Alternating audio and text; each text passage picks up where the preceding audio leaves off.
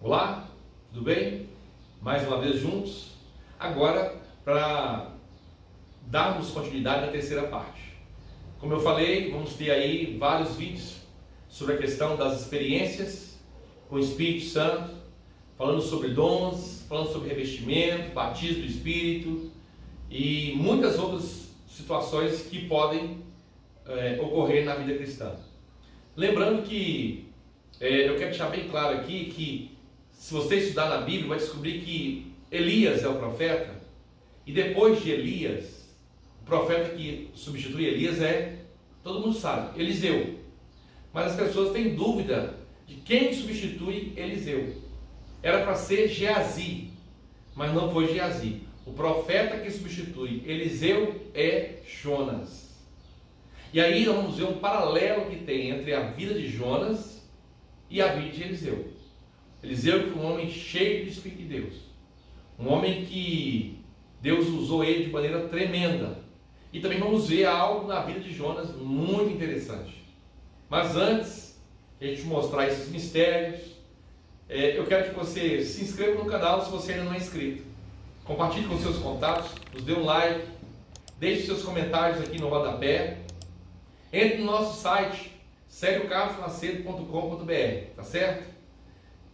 Vamos lá, o link vai ficar aqui na descrição para você poder ter acesso. Então vamos entender essa questão toda de como Deus agiu, atuou através desses homens que tiveram grandes e ricas experiências com Deus. Bom, eu vou mostrar para você na vida de Eliseu uma experiência que ele passou diante de uma situação totalmente contraditória, oposta, o mesmo princípio de Amitai que eu citei agora no versículo no vídeo anterior, agora há pouco. Ele teve uma atitude o quê? Positiva diante de uma situação negativa. Deixa eu mostrar para você. Presta atenção. Nós tínhamos dito que Elias foi incumbido de ungir Jeú, Azael e Eliseu. Elias só ungiu quem? Eliseu. Quem ungiu Azael, rei da Síria, e quem ungiu Jeú foi o quê? Eliseu. Tá certo? Melhor, Eliseu. Porque na cabeça de Deus, Eliseu é a continuidade de Elias. Então o texto que eu quero sugerir se encontra em 2 Reis, capítulo de número 8, verso de número 11 até o verso de número 13. Olha que cena tão rica. A gente pode vivenciar essa cena, entender ela assim, com o espírito da profecia, porque o espírito da profecia é o testemunho do Senhor Jesus. Olha só, 2 Reis 8, do 11 ao 13, é o encontro de Eliseu com Azael. Azael, ele não era nessa época ainda rei da Síria. Então quando Eliseu encontra com Azael, olha o que ele diz: olhou Eliseu para Azael, e tanto lhe fitou os olhos, olhou dentro dos olhos de Azael, que este ficou embaraçado, e chorou o homem de Deus. Então disse Azael: por que chora, meu senhor? Ele respondeu: porque sei o mal que há de fazer aos filhos de Israel. Deitarás fogo às suas fortalezas, matarás a espada os seus jovens, esmagarás os seus pequeninos e rasgarás o ventre de suas mulheres grávidas. Tornou Azael: pois quem é o teu servo, este cão, para fazer tão grandes coisas? Respondeu Eliseu: o Senhor me mostrou que tu has de ser rei da Síria. Percebe? A palavra do conhecimento, isso aqui é um dom do Espírito, estava sobre Eliseu. E ele viu o futuro. E ele viu o que ia acontecer. E ele viu que Azael, quando se tornasse rei, ele ia quase que exterminar o povo de Israel. Que ele ia fazer uma grande tragédia.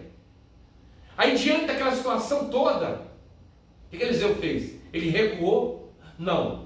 Mesmo sabendo que Azael ia fazer um grande mal, mas em obediência à vontade de Deus, ele foi lá e ungiu Azael. Então toque aí tocando aí, mas é assim mesmo. Veja bem, diante de uma situação negativa, diante de uma situação que vai contra a sua vontade, você abriria mão da sua vontade para fazer a vontade de Deus? Esse foi Eliseu. Eu falei que ia fazer um paralelo entre Eliseu e Jonas, porque Jonas, ele fez o oposto. Jonas, ele viu que a cidade de Nínive, que é capital da Síria, ou era a capital da Síria, que a Síria ia crescer muito, e que no futuro a Síria seria como uma baleia que iria engolir um grande peixe, o povo de Israel. Só que, diante do que ele estava vendo, diante das palavras do Senhor, o que Jonas fez?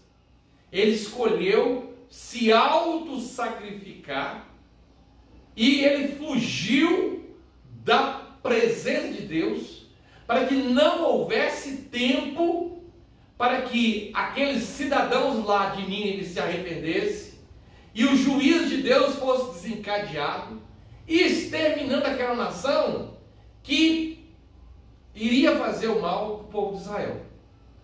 Tem gente que vê a desobediência de Jonas simplesmente como uma desobediência qualquer.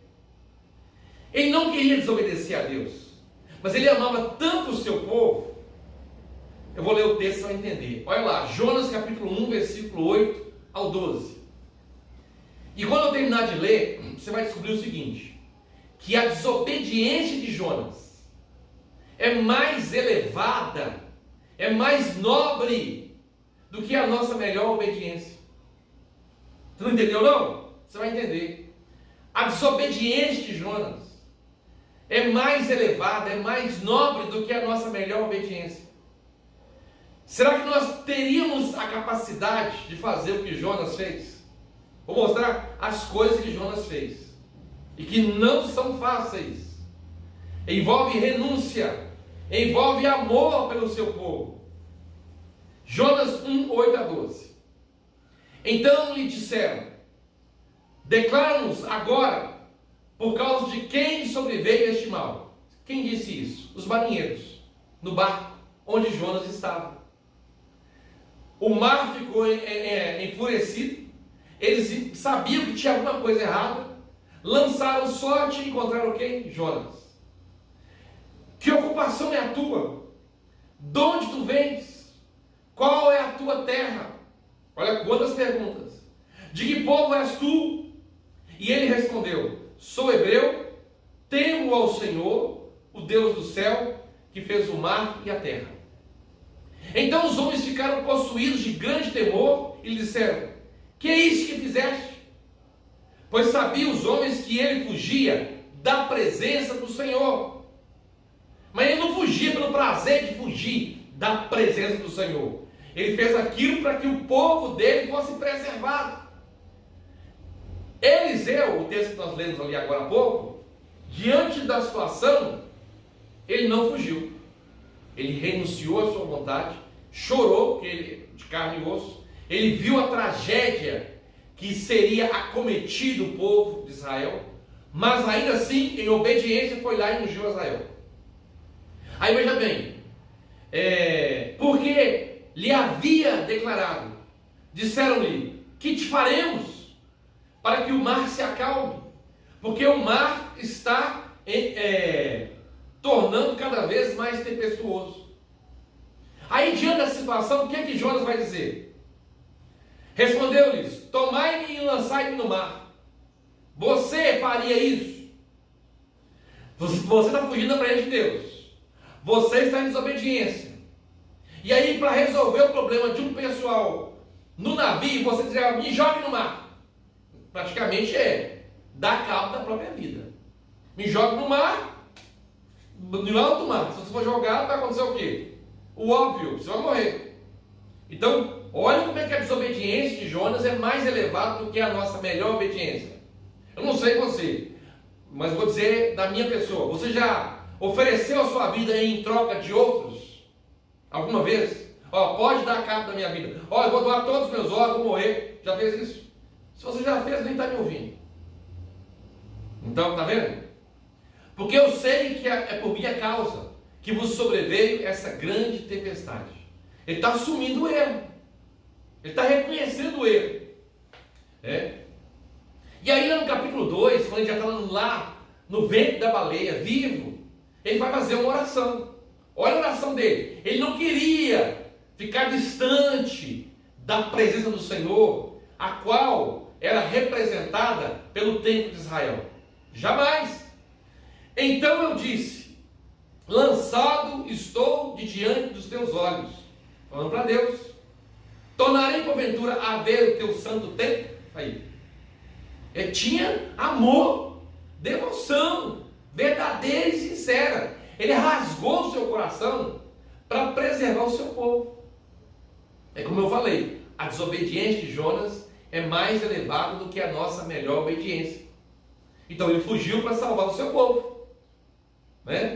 Você já fez alguma coisa em amor ao seu povo, a ponto de perder a própria vida? Porque lá no capítulo 1, Jonas entendeu o tom das palavras do Senhor. O Senhor falou assim: dispõe-te, Jonas 1:2, dispõe-te e vai à grande cidade de Nínive e clama contra ela, porque a sua malícia subiu até mim. Então Jonas já estava de olho na cidade de Nínive, um povo terrível. Você vai ver a história, eles eram um povo muito perverso e que estava só crescendo numerosamente e belicamente em armas. Aí Jonas falou: bom, se a malícia está subindo até Deus, vai desencadear o juiz de Deus, é só uma questão de tempo. Agora o Senhor quer que eu vou lá pregar o evangelho. Eu não vou pregar, porque aí a malícia sobe até Deus, e o que vai acontecer? O juízo vai ser desencadeado. E o meu povo vai ser o quê? Preservado. Essa é a intenção de Jonas. Jonas capítulo 4, versículo 2, depois que ele prega o evangelho, muita gente não sabe. Jonas prega o evangelho, e aí uma cidade inteira se converte. Eu diria que esse é o maior avivamento que já aconteceu. Você conhece alguma cidade que todo mundo se converte e se arrepende em jejum, pano de saco? Você conhece? Agora, por que todo mundo se converteu? Se a pregação de Jonas é uma pregação assim: arrependei-vos, porque em 40 dias o Senhor vai destruir essa cidade. Por quê?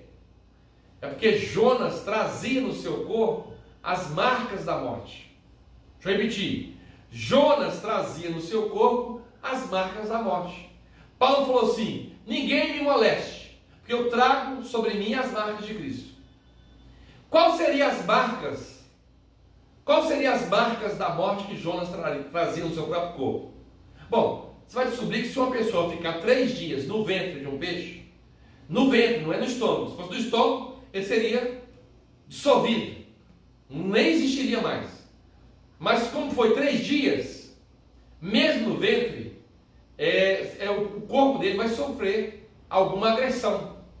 Eu falo isso porque se você pesquisar, você vai encontrar assim: o Jonas do século XIX, mais ou menos assim. Então a história de uma pessoa que foi engolida por uma baleia e ficou acho que 1 dia ou 2 e saiu vivo. Tem isso.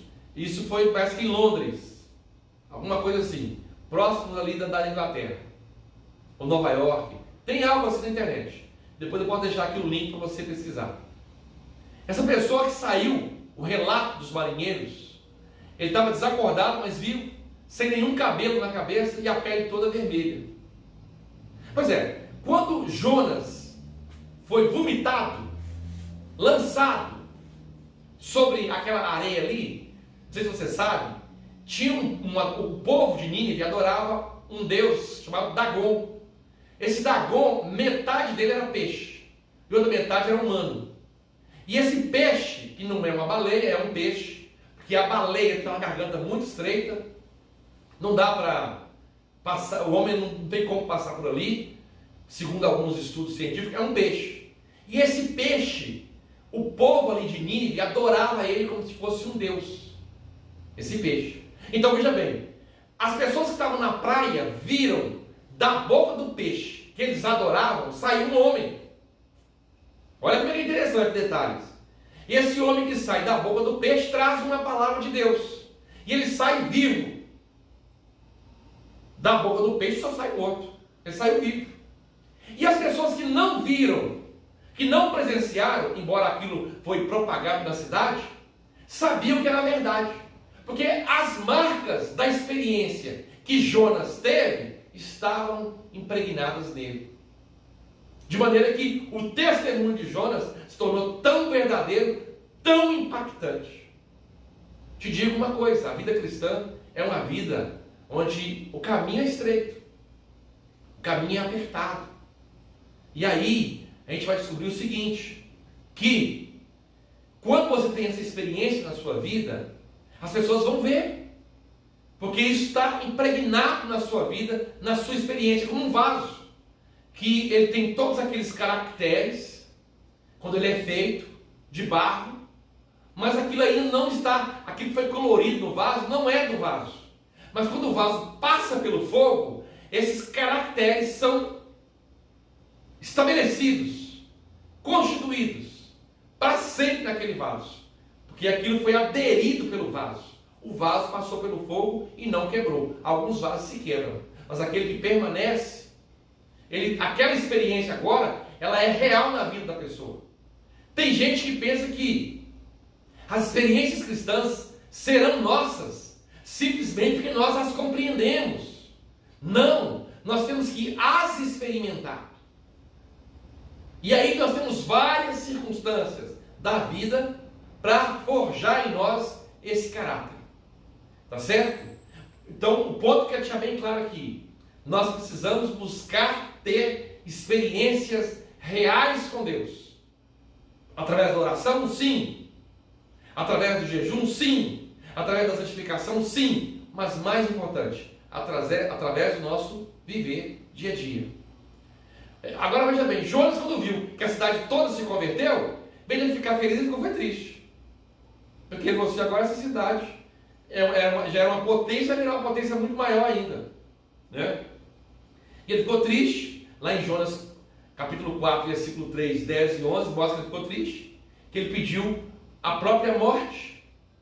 E aí ele deitou perto de um pé de zimbro, que cresceu, veio uma sombra e depois morreu. Ele ficou triste, chateado e pediu a morte. Veja bem, se você fosse Jonas, você iria escrever esses pontos negativos. Jonas escreveu, olha a maturidade, ele deixa todos esses pontos registrados. Você mostra que é uma pessoa madura. E Jonas foi um grande profeta. Ele restabeleceu as partes territoriais, lá em Reis, no capítulo 4, se eu não estou enganado, fala que ele restabeleceu as partes pela palavra profética na boca dele. Em Reis fala sobre ele. E outra coisa, o Senhor disse para ele assim, eu não teria que me compadecer de 120 mil pessoas que não sabem identificar entre a mão direita e a esquerda.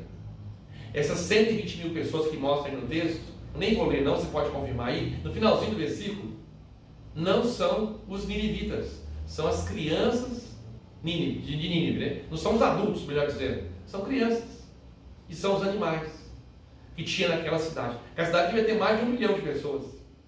Então aqui mostra o amor do Senhor para com as crianças. Muito importante, irmãos, nós entendemos esse ponto que mostra o coração de Deus, né? A experiência de Jonas e a experiência de Eliseu. Diante do contraditório, diante da oposição, Eliseu decidiu obedecer. E Jonas, ele pensou, é a vontade de Deus que eu não faça a vontade de Deus. Basicamente foi isso. Tem gente que pensa assim também. As coisas estão tão claras para ele na Bíblia, que a pessoa arruma um jeito de torcer aquele texto, de contradizer aquele texto, para fazer algo que ela acha que está certo. A vontade de Deus é boa, perfeita e agradável. Mas é para uma mente renovada.